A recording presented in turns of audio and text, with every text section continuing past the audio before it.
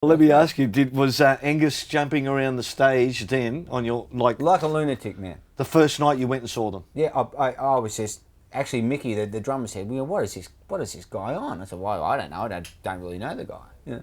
But no, Angus's energy levels were just the same. It was just like manic. From the first moment I saw him play the first, because the Station Hotel, when I went to see them, they played the first set and said, "Well, you get up and play the second set with us." And I said, "Oh, great!" But from the first set, I saw him playing. He was just amazing, man. Just like nothing I'd seen ever. Had you just got up brilliant. there with no rehearsal, or you? No, I went and had a play with them a couple of days before, and they ran me through the album. But the second set, basically, that I played with them, it was just a couple of songs, a couple of covers, and "Baby Please Don't Go," which generally went for about half an hour. So that was awesome, it. awesome, Yeah, awesome. it was great. You didn't actually get to play on the first album, as you said. No. The first album was recorded, I believe, in November 1974. I didn't join them till March 75. But there was the bass player before me was a guy called Rob Bailey, I believe. He would have played on some of the album, but I would presume that George Young did a lot of bass playing. And I've got to tell you, that guy's, what a knockout bass player, man. He's just an unbelievable bass player. The best.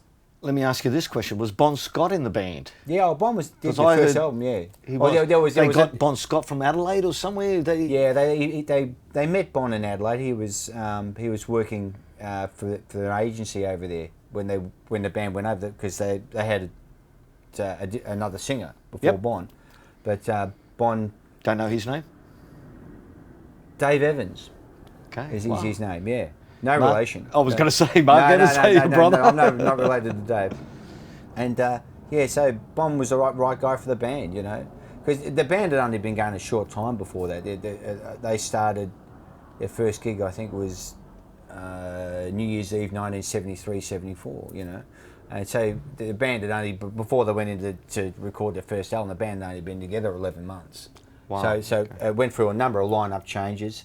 Bon joined, and I you know,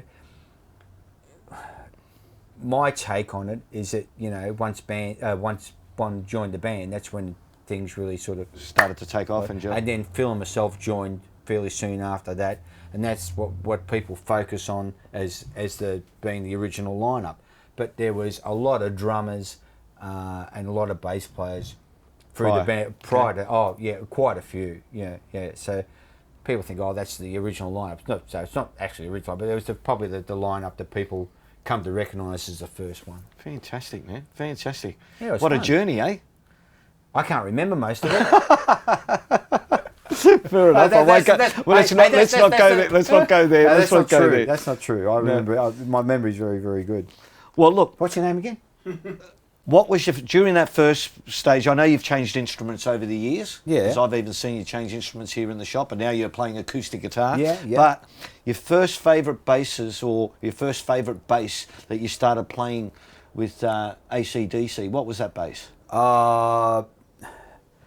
I've stayed over the years. I've stayed with pretty much the same basses, but can't narrow it down to one. But yeah, there was a Gibson Ripper bass, a Cherry Sunburst bass, which went missing for a number of years, but now has found its way back home. Fender Precision basses, and what year in the Precision basses? 1966. Okay. That's great bass, maple cap neck, and there was a Rickenbacker there for a while. Okay. The Rickenbacker ended up being a Rickenbacker jigsaw puzzle. Well, okay. Yeah. How did that happen? I smashed the crap out of it. Good. Had an accident. Okay. And what about bass rig? Was there any bass rigs you put your foot through? A couple I want to put my foot through. Let me see.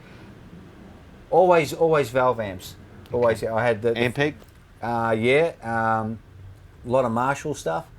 Okay. But the first one was an amp made in Melbourne. It was called, what's it called? M&R. I remember M&R series. Yeah, it was a great 300 watt amp, and it was 4 15-inch K140 JBLs. Wow, It was okay. nice. It was great. It's just a big sounding rig. It was great, and obviously playing with AC/DC, even in the small pubs, you'd need a lot of power to keep up with the youngs, you know. And what sort of guitar amp was he using at the time? They were always using Marshalls. Sort of would be late 60s, early 70s J&P heads. Okay. Great, and just plug they just plug the guitars into the amps. No effects, No, nothing. Straight in. straight in. And your Great little sound. M&R would keep up with those Oh, Marshalls. it's 300 watts. It was, it was going great, yeah. But they just, I don't know what they do now, but they just plug them straight in the amp and just great guitar sounds, man. Those guys have got the hands. Let's face it, they're great players. I didn't get a chance to go to the AC/DC concert, but I've been to a lot of concerts. Yeah. And standing outside the ANZ Stadium, Yeah. while AC/DC was playing inside, I got to tell you, it was the best guitar sound I ever heard. And that's from outside the arena. It was unbelievable. Oh, they're just. What a guitar sound. They're just. It's in the hands. You just, you could sit here and talk for a week about what they've done and what they're going to continue to do. Just great players, man. Top players out of the top drawer, man. They're out of the top drawer. Okay, Mark, so just to finish off the interview, mate, what I'd like to ask you is, what are you doing now? Musically, Yeah, musically, what are you doing? I know, mate, I know what you're doing during the day. You're here with me. Yeah, of course. But musically, what are you doing? Well, I've had a bit of a crossover. I went back to guitar a number of years ago. I played guitar in a band called Heaven. We did a lot of stuff over in the States. But I've got into an acoustic duo with my pal Dave Tice. Yep. And just I've gone right back to the roots, gone back to all the blues stuff that I loved when I was a kid, all the Howlin' Wolf stuff, and Robert Johnson. And we just an acoustic duo, and I'm playing my favourite acoustics, Gibson J200s. I was going to say, I saw a J200 last gig I came to. Yeah, so. absolutely. I love them, man. They're cowboy guitars, man. I always wanted to be a cowboy. There you And go. we were just doing the acoustic thing, and great. We've got a new CD coming out, and that's great. Yeah, I really enjoyed it. I'm playing a little bit of bass again now. What's the duo called? Where it's ingeniously called Dave Tyson, Mark Evans. Fantastic. It's good. Do you have an album? Yeah. It's called Brothers in Arms. At the moment, it's available independently. From Mark Knopfler's place? Yeah, thanks very much. It'll be on iTunes, I'd say, by the end of May. Yep. It's available through my website at the moment, the markevansblues.com website, and then through iTunes after that, and then it'll be available in the stores too at some stage. If you were to change anything in your musical career, or where you're at the moment, what would you change if you were to change anything? Whoa, that's presuming you're talking about something I had the power to change.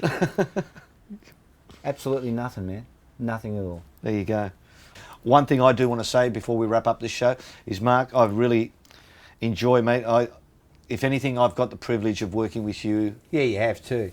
During the day, and have done for the last 10 years. And not only it's great coming to work, it's fun. fun, huh? It's good fun. That's what it's all about, mate. All right, we'll Cool. see you soon. Thanks for watching, guys. We'll see you soon.